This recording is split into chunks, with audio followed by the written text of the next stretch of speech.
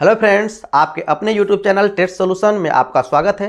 दोस्तों, आपने पिछली वीडियो में ढेर सारा प्यार दिया और कुछ लोगों ने ढेर सारी भर भर के गालियां भी दी, ठीक है ना। तो उन गालियों के कारण के बारे में हम लोग बात करने वाले हैं कि क्यों उन्होंने गालियां दी।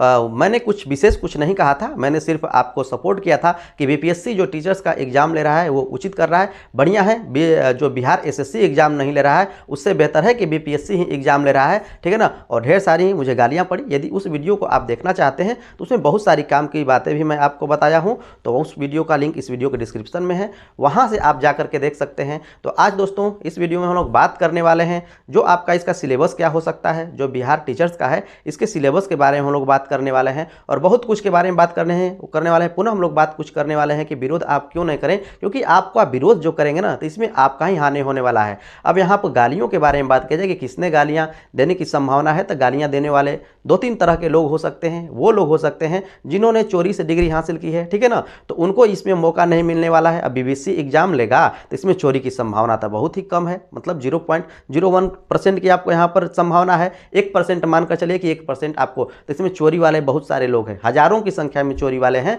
जिन्होंने फर्जी डिग्री या तो ली है और नहीं तो चोरी करके आपको डिग्री ली है तो फर्जी ही कहाएगा। तो वैसे लोग हैं तो वो गालियाँ खूब बके, ठीक है। और कुछ वैसे लोग हैं जो कि पुराने शिक्षक हैं, उनको भी लाभ नहीं होने वाला है। उनको पूरा का पूरा लाभ लेने के लिए अब करना क्या करे पड़ेगा कि बीपीएससी क्रैक करना पड़ेगा, और बीपीएससी क्रैक करना उनके बस की बात नहीं है क्योंकि ऑलरेडी वो टीचर्स में हैं, ठीक है ना, वो ऑलरेडी टीचर्स में हैं और उनको 10-12 साल 5 साल जो भी है एक्सपीरियंस है। और एक्सपीरियंस है तो जो आज का जो आपको पूछने का तरीका होगा बीपीएससी का, उससे तो उनका कोई विशेष संबंध है नहीं, तो वो उन्हें क्रैक नहीं कर पाएंगे। इसलिए उन्होंने गालियाँ बक रही हैं कि मेरा तो जो है काम नहीं बनने वाला है। तो वो चाह रहे हैं कि आंदोलन कराएं और बंदूक किसके हाथ पर हो, जो नए शिक्षक अभ्यर्थी हैं उनके कंधे पर बंदूक रख करके वो अपना काम करना चाहते हैं, ठीक है ना। कुछ बातें हो सकती हैं आंदोलन की, तो ये बात इसमें 2-3 बातें हो सकती हैं। 2-3 बातें होने की बात तो ये है कि जो आरक्षण मिल रहा है 50% लेडीज का, वो नहीं होना चाहिए था। 50% का आरक्षण तो ठीक है, लेकिन वहां तक ठीक है ये बात, लेकिन वहां पर यदि सीट खाली है तो उसमें पुरुष अभ्यर्थी को मौका मिलना चाहिए था।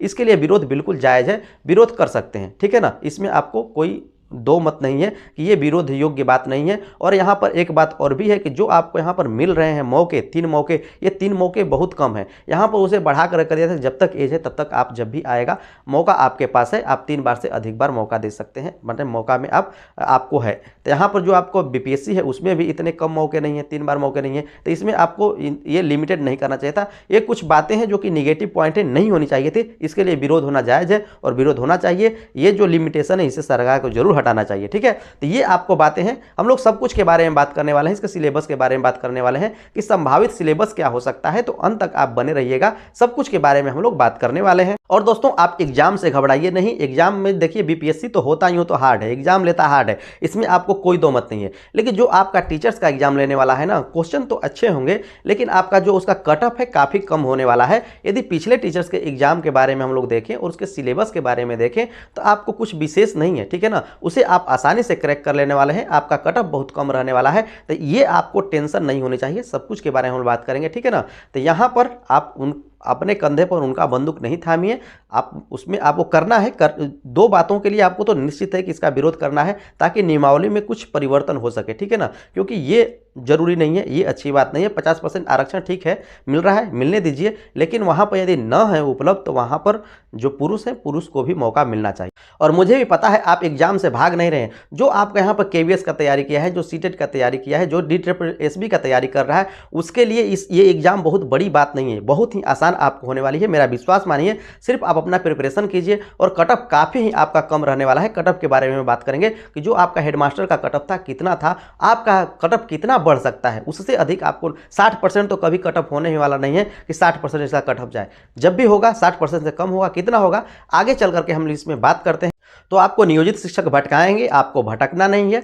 आप यहाँ पर देखिए कि कौन सा ऐसा राज्य है जहाँ पर सुपर टेट जैसा एग्जाम नहीं होता। हर जगह एग्जाम हो रहा है, तो यहाँ पर क्यों ना हो। यहाँ पर यदि सुपर टेट नहीं होता था तो कैसे टीचर हैं आप देख सकते हैं कि क्या व्यवस्थाएं हैं, क्या सिस्टम है और कितनी उनकी सैलरी है। 20-22 हज़ार आपको सैलरी शुरू होती है। इनमें आने वाले समय में क्या अपना खर्च वर्च आप चला सकते हैं? नहीं चला पाएंगे। तो जो हो रहा है भविष्य के लिए उसको होने दीजिए, हाँ, लेकिन जो चीज़ें बातें हैं जो कि गलत हैं उनका आप विरोध जरूर कीजिए ताकि उसमें कुछ परिवर्तन हो सके। अब आप देख लीजिए, यूपी में ही देख लीजिए, यूपी टेट है, उनकी सैलरी अच्छी है। अब UP TET super TET pass करने के बाद ही आपको नौकरी मिलती है। हर राज्य में आपको वैसा ही होने वाला है, तो आप यहाँ पर भी वैसा होना चाहिए था, ये पहले ही होना चाहिए था, बहुत देर हो चुका है। चलिए अब हम लोग बात करते हैं, कुछ सिलेबस के बारे में बात हम लोग कर लेते हैं। अंत तक बने रहिएगा, क्योंकि ये सभी कुछ आपको जानना जरूरी है, क्या पूछ सकता है क्या नहीं पूछ सकता है। और दोस्तों आपको अपने सिलेबस, अपने जो प्रिपरेशन है, इसमें आपको अभी से लग जाना है, क्योंकि आपके पास समय ही तो कम है, ठीक है ना। समय आपको दिख रहा है कि 5-6 महीने 7 महीने समय है, लेकिन ये समय कम है, ठीक है ना। आपको अपने प्रिपरेशन में लग जाना है, आपको 100% अपनी सीट पक्की करनी है। और दोस्तों आप इस गलतफहमी में नहीं रहिए कि जो आपको यहाँ पर टीचर्स हैं, जो 2.5 लाख 2.25 लाख जो है आपको बहाली होने वाली है, इसमें आपको पुराने टीचर्स भी आपको शामिल होने वाले हैं। ऐसा कुछ नहीं है। जो आपको बीपीएससी है इनकी अलग से एग्जाम लेगी, और जो आप हैं उनको रेगुलर करने के लिए अलग से एग्जाम लेगी, और ये सिर्फ आपको आप लोगों के लिए होने वाला है। ज़्यादातर चांस आपका यही है कि जो ये आपका 2.25 लाख 2.5 लाख जो भी आपको ये वैकेंसी आने वाली है ना, ये सिर्फ आप लोगों के लिए है। तो इसमें आपको ज़्यादातर माथापच्ची नहीं करनी है, टेंशन नहीं लेनी है। आंदोलन कीजिए, आंदोलन करना सही है, लेकिन कुछ मुद्दों पर आपको आंदोलन करना है। और दोस्तों यदि हम एक एमएलए के बारे में बात करें, जिनका नाम संदीप सौरभ है, उनके अनुसार से यदि बात किया जाए, उन्होंने ट्वीट किया है कि जो आपका कट ऑफ रहने वाला है बीपीएससी टीचर्स का, वो आपको 30% होने वाला है, अर्थात 30% जिसका कट ऑफ जो पार करेगा वो टीचर्स बनने वाले हैं, ठीक है ना। तो ऐसा आपका कुछ नहीं होने वाला है, लेकिन ऐसा भी नहीं होने वाला है कि आपका कट ऑफ 60% जाएगा। जब भी आपको रहने वाला है, आपको 60% से नीचे रहने वाला है। तो सबके बारे में बात करेंगे, ठीक है ना। तो यदि आपको यहाँ पर टीचर बनना है, क्या करना पड़ेगा, उसके बारे में हम लोग टोटल बात करने वाले हैं। तो अंत तक बने रहिएगा, क्या सिलेबस हो सकता है, इन सब के बारे में हम लोग जानेंगे। आपका जो कट ऑफ है ना, कट ऑफ आपका जो रहने वाला है ये 50%, ठीक है ना, 50 से 55 के बीच, इससे अधिक आपका हो नहीं सकता। ज्यादातर चांस है कि जो कट ऑफ है आपको 50% ही रहने वाला है, 55% आपको नहीं जाएगा। क्यों नहीं जाएगा, इस सब के बारे में बात करेंगे। तो चलिए हम लोग सिलेबस के बारे में जानते हैं कि क्या आपसे सिलेबस पूछ सकता है। अनुमानित सिलेबस, ये अभी तक का जो आधिकारिक सिलेबस है नहीं है, अनुमानित सिलेबस है, जो कि टीचर्स का एग्जाम हो चुका है इससे पहले, उसमें क्या सिलेबस था उसके बारे में हम लोग बात कर लेते हैं। अंत तक बने रहिएगा। और दोस्तों यदि अभी तक नहीं सब्सक्राइब किए हैं तो जरूर सब्सक्राइब कर लीजिएगा। अब देखिए दोस्तों, ये हेडमास्टर का आपका सिलेबस है, जो कि इससे पहले एग्जाम जो आपका हुआ था हेडमास्टर बनने के लिए, उसका आपका यहाँ पर सिलेबस के बारे में बात करें, इसके कट ऑफ के बारे में बात करें, तो जो दोस्तों इसका कट ऑफ था ना, ये आपको 42% कट ऑफ था। जो इसका कट ऑफ था आपको 42% कट ऑफ था। और इसमें जो अभ्यर्थी थे, जो हेडमास्टर बनने की चाह रखने वाले थे, उनकी संख्या 1 लाख से अधिक थी, अर्थात लाखों में यहाँ पर इनकी संख्या थी। और इनका जो कट ऑफ था ना, ये आपको 42% था। और इनके बारे में बात करें कितने लोग हेडमास्टर इसके थ्रू बन पाए, उसके बारे में हम लोग बात करें, तो आप जान करके हैरान रह जाएंगे कि इनकी जो संख्या है ना, ये आपको 350 है, ठीक है ना। 350 लोग हैं जो कि आपको यहाँ पर हेडमास्टर बनने वाले हैं। बात समझिएगा, यहाँ पर जो ये 350 लोग हैं हेडमास्टर बनने वाले हैं, अर्थात जो इनकी जो ये क्षमता है, क्षमता के बारे में बात करें तो क्षमता है, अब इनको चाहिए था 12 वर्ष का एक्सपीरियंस चाहिए था। और जो 12 वर्ष का एक्सपीरियंस है उसका पढ़ाई का नाता छूट गया है ना, पढ़ाने का नाता है। लेकिन जो आपको एग्जाम में पूछता है, वो पढ़ाने वाले कोई एक सब्जेक्ट पढ़ाते होंगे, बाकी उनको एग्जाम में तो ये सभी चीज़ें आपको पास करनी पड़ेगी ना, तभी तो आप उनको मिलने वाले हैं। इसके सिलेबस के भी बारे में हम बात करने वाले हैं। तो इतने नंबर्स भी आपको नहीं ला पाए, ठीक है ना। ये आपको 42%, आपको 150 का क्वेश्चन था, 65 मार्क्स लाना था, 65 मार्क्स भी आपको नहीं ला पाए। इसलिए मैं कह रहा हूं कि आप अपने एजुकेशन से जुड़े हुए हैं, रेगुलर जुड़े हुए हैं, तो आपको ये 65, 70 नंबर, 85 नंबर, 80 नंबर लाना बड़ी बात नहीं है। बात समझिएगा। तो इन्होंने 65% नहीं ला पाया। यदि लेडीज के बारे में यही बात कर लिया जाए ना, तो इनको 55 मार्क्स लाना था। इनको जो है ना हेडमास्टर बनने के लिए आपको 55 मार्क्स लाना था, जो कि ये नहीं ला सके। अब यहाँ पर हम लोग बात करते हैं कि जो हेडमास्टर का जो आपको सिलेबस था उसके बारे में हम बात कर लेते हैं। तो यहाँ पर जो आपको टीचिंग एप्टीट्यूड के बारे में बात कर लें, तो यहाँ पर आपको पूछा हुआ था 40 से 45 क्वेश्चन आपको यहाँ पर पूछा हुआ था। 40 से 45 आपका क्वेश्चन पूछा हुआ था। एक क्वेश्चन आपका 1 मार्क्स का था, ठीक है ना। यहाँ पर हिस्ट्री के बारे में बात करें तो मॉडर्न और एंसेंट दोनों हिस्ट्री से आपको यहाँ पर पूछे गए थे प्रश्न, ठीक है ना, 10-10 मार्क्स के। और ये आपको 20 क्वेश्चन लगभग आपको पूछे हुए थे, ठीक है। और यहाँ बात किया जाए पॉलिटी, ज्योग्राफी और इकोनॉमिक्स से आपको प्रश्न के बारे में बात करें तो ये आपको 15 क्वेश्चन लगभग आपको पूछे गए थे। और यहाँ पर बिहार स्पेशल के बारे में बात कर लिया जाए तो यहाँ पर ये 10 क्वेश्चन आपको पूछे गए थे, ठीक है ना। और यहाँ पर करेंट अफेयर्स के बारे में बात कर लिया जाए तो ये आपको 15 क्वेश्चन पूछे गए थे। और यहाँ पर यदि हम लोग साइंस के बारे में बात कर लिया जाए तो इसमें ये साइंस से आपको 30 क्वेश्चन पूछे गए थे। और मैथ और रीजनिंग के बारे में बात कर लिया जाए तो यहाँ पर इनसे आपको 20 क्वेश्चन पूछे गए थे। 2-4-5 क्वेश्चन इधर उधर हो सकता है, ठीक है ना। तो यहाँ पर इन सब्जेक्ट में आपको मैनेज होने वाले हैं। तो मैं ऐसा करता हूँ कि इतनी सिलेबस आप जान चुके हैं, तो आपको तैयारी क्या करनी है, ये आपको 40 से 45 जो आपके यहाँ पर हेड मास्टर का था, ये सिलेबस जो है ना ये आपका हेड मास्टर का था, जिसमें आपको 40 से 45 आपको क्वेश्चन यहाँ पर टीचिंग एप्टीट्यूड थे। लेकिन जब आपका टीचर्स के बारे में बात करें ना तो यहाँ पर आधे अंक क्या होने वाले हैं, आपको यहाँ पर टीचिंग एप्टीट्यूड से भी से ही आपको प्रश्न आने वाले हैं। ये टोटल आपको 150 का था, जो आपका ये है ना ये आपको 150 का था। 150 क्वेश्चन, 150 आपको उसके आंसर होने वाले थे और 150 आपको मार्क्स मिलने वाले थे। तो यहाँ पर जो आपको है ये आपको 75 का आपको यहाँ पर यही होने वाला है, ठीक है ना। ये आपका टीचिंग एप्टीट्यूड से अर्थात सीडीपी से आपको यहाँ पर प्रश्न आने वाले हैं। अब चलिए हम लोग जान लेते हैं कि जो आपका यहाँ पर होने वाला था शिक्षक का, प्रधान शिक्षक का जो आपको होने वाला था परीक्षा, उसका सिलेबस क्या था उसके बारे में हम लोग बात कर लेते हैं, क्योंकि आपने इसके बारे में समझा। और इन दोनों का कॉम्बो ही आपका हो सकता है। जो भी सिलेबस होगा लगभग यही 95% सिलेबस होने वाला है, इससे बाहर तो आपका सिलेबस जाने वाला नहीं है। तो चलिए हम लोग उसको भी देख लेते हैं और उसमें आपको क्या रिक्वायर किया गया था उसके बारे में जान लेते हैं। तो अंत तक आप बने रहिएगा और यदि अभी तक नहीं सब्सक्राइब किए हैं जरूर सब्सक्राइब कर लीजिएगा। तो आपने दोस्तों हेडमास्टर के सिलेबस के बारे में तो जान लिया। अब हम लोग प्रधान शिक्षक के सिलेबस के बारे में हम बात करते हैं कि जो प्रधान शिक्षक का जो आपका एग्जाम आयोजन होने वाला था, अब इसका सिलेबस क्या रखा गया था इसके बारे में हम लोग बात करें तो जो आपको यहाँ पर सीडीपी है ना, इससे आपको 75 अर्थात इसमें जो आपको प्रधान शिक्षक का एग्जाम होने वाला था ये भी आपको 150 क्वेश्चन का आपका एग्जाम होने वाला था, ठीक है ना। अब 150 क्वेश्चन में इसमें निगेटिव मार्किंग भी थी, ठीक है ना। जो आपका ये था इसमें आपको निगेटिव, तो जो आपका एग्जाम होने वाला है उसमें भी आपको निगेटिव मार्किंग होने वाला है। और इसका निगेटिव क्या था कि निगेटिव था 1/4 अर्थात सही होता है तो 1 को मिलेंगे और यदि गलती होता है तो 1/4 क्या होने वाले हैं, कटने वाले हैं, अर्थात 0.25 नंबर आपके कटने वाले हैं। तो यहाँ पर बात करें तो 75 अर्थात 50% जो अंक है ना ये आपको यहाँ पर सीडीपी से ही आपको आने वाले थे, ठीक है। सीडीपी क्योंकि आपको टीचर्स के लिए मुख्य है, यहाँ पर जो आपका सीडीपी है 40-45 क्वेश्चन नहीं आने वाले हैं, टोटल आपको 75 क्वेश्चन आने वाले हैं। तो जो प्रिपरेशन कर रहा है, सीटेट का प्रिपरेशन कर रहा है, आपका यहाँ पर केवीएस का प्रिपरेशन किया हुआ है,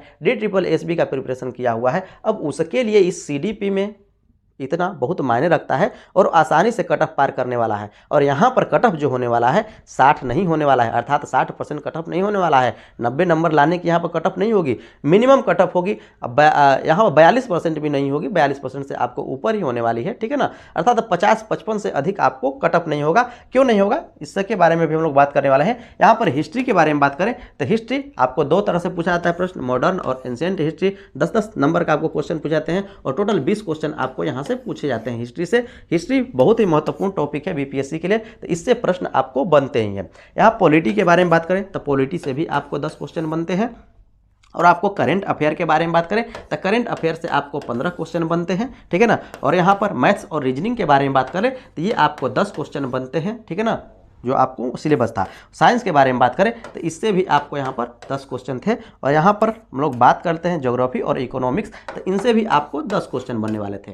तो यहाँ पर बात कर लेते हैं कि ये 75, अब जो आपका 75 सबसे बेनिफिट था आपके लिए ये है, ये आपको जो सीडीपी है ना जो अच्छी तरह से पढ़ा है 75। अब इस 75 में आसानी से वो 60 नंबर ला सकता है। 60 नंबर नहीं भी ला पाया तो 50 या 55 तो आसानी से ला सकता है। जो 50 अंक ला दिया, अब उसको लाने के लिए रही कितना गया, अधिक से अधिक कट ऑफ आपका 80 मार्क्स का हो सकता है कि 80 मार्क्स लाइए, अधिक से अधिक 80, इससे अधिक आपका हो नहीं सकता। अब ये 55 ला ही दिया एक ही से, तो इन बाकी सबको मिला करके 25 अंक 30 अंक नहीं ला सकता है, आसानी से ला सकता है। भैया हिस्ट्री पढ़ लेगा, हिस्ट्री पढ़ेगा, इससे उसको आसानी से 8-10 नंबर मिल जाने वाले हैं। पॉलिटी पढ़ लेगा, इससे आसानी से उसे 2-4 नंबर मिल जाने वाले हैं। करंट अफेयर पढ़ लेगा, इससे उससे 7 नंबर आसानी से मिल जाने वाले हैं। मैथ और रीजनिंग अच्छी तरह से जानता है, पढ़ लेगा, इससे 7 नंबर आसानी से, 6 नंबर आसानी से मिल जाने वाले हैं। साइंस है, साइंस भी पढ़ा हुआ है, उससे इसे 4 नंबर आसानी से मिल जाने वाले हैं।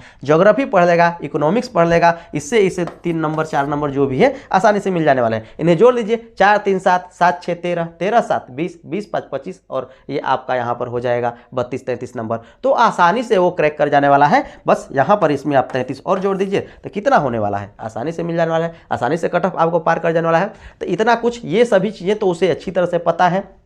इसका कट ऑफ इससे अधिक हो भी नहीं सकता, ठीक है ना। इससे अधिक आपको कट ऑफ नहीं हो सकता, 60% कट ऑफ आपका नहीं हो सकता। जब भी होगा 60% से नीचे होगा, 50% हो जाए, 55% हो जाए। जब उसमें आपको था 42%, तो यहाँ पर कितना होने वाला है, बढ़ेगा, 55 तक जाएगा, 56 तक जाएगा, उससे अधिक आपका नहीं होने वाला है। मैं ऐसा करता हूं कि आपको सारे सिलेबस के बारे में अच्छी तरह से आपको नॉलेज हो चुकी होगी। जो आपका ये सिलेबस है, आने वाले समय में भी 95% चांसेज है, 95% चांस की ही बारे में बात हम लोग कर रहे हैं। ये एक्यूरेट आपका सिलेबस नहीं है, 95% चांस है कि यही सिलेबस आपका रहे, इससे अलग आपको सिलेबस नहीं होने वाला है, यही सिलेबस रहने वाला है। इससे उससे कंपेयर कर लें तो थोड़ा बहुत हो सकता है कि अगल बगल, तो वहाँ पर आपको हेडमास्टर का था तो उसमें आपको पेडागोजी से कम क्वेश्चन थे। यहाँ पर आपको बच्चों को पढ़ाना है तो इसके लिए पेडागोजी तो आपको मुख्य है कि 75 का आएगा ही। अब जब 75 का आएगा तो पेडागोजी का ही तो इतना दिन से आप प्रिपरेशन कर रहे हैं प्रचुर मात्रा में, तब 75 में तो आसानी से आप 55 ला सकते हैं। मेरा विश्वास है कि आप ला सकते हैं